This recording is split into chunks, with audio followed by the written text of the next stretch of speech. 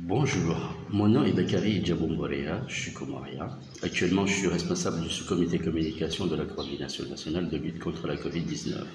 Auparavant, j'étais journaliste, puis directeur de publication des quotidiens nationaux indépendants et rédacteur en chef des magazines mensuels. J'ai aussi fait de la communication politique, institutionnelle, avant d'être sollicité par l'ancien ministre de l'économie pour le conseiller au sein de la coordination nationale dès sa mise en place, aussitôt la pandémie déclarée. Puis, grâce aux multiples formations de l'OMS Afrique, en ligne ou dernièrement en présentiel, j'ai élargi mes champs de compétences en CREC, communication sur les risques et engagement communautaire, en CIMR, en gestion de l'épidémie avec OMS Genève. Je me suis intéressé à la vaccination d'une manière générale en suivant des formations en ligne et en intégrant le mouvement pour la vaccination 2030.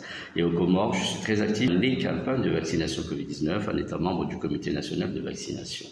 Je me suis découvert une passion pour ce monde de la CREC et de la vaccination parce qu'en combinant les outils de communication, les composantes de la CREC et les stratégies de la vaccination, on arrive à répondre très rapidement à des besoins spécifiques de la population, voire réduire considérablement la propagation d'une pandémie. L'impact positif sur la population est visible à la fois immédiatement et sur le long terme.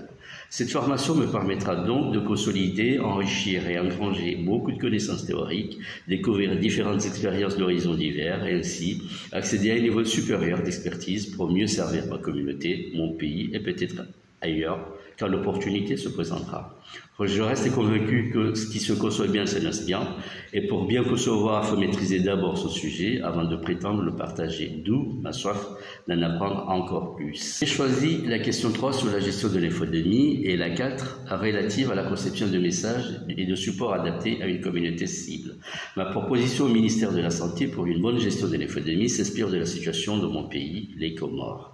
Il conviendrait de mettre en place une cellule ou équipe de veille et riposte chargée de l'écoute sociale en ligne et hors ligne, doubler des maillages nationaux de rapportage, de rumeurs et de feedback communautaire à travers les points focaux CREC locaux.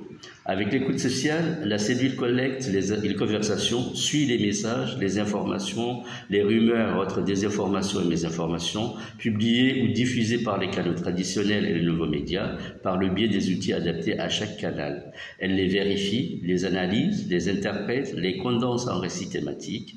Elle met en exergue les méfiances manifestées pour permettre aux personnes de confiance d'intervenir selon les propositions d'action formulées aux autorités, que ce soit la coordination ou le ministère, et continue la surveillance après avoir accompagné la riposte des décideurs si c'est nécessaire.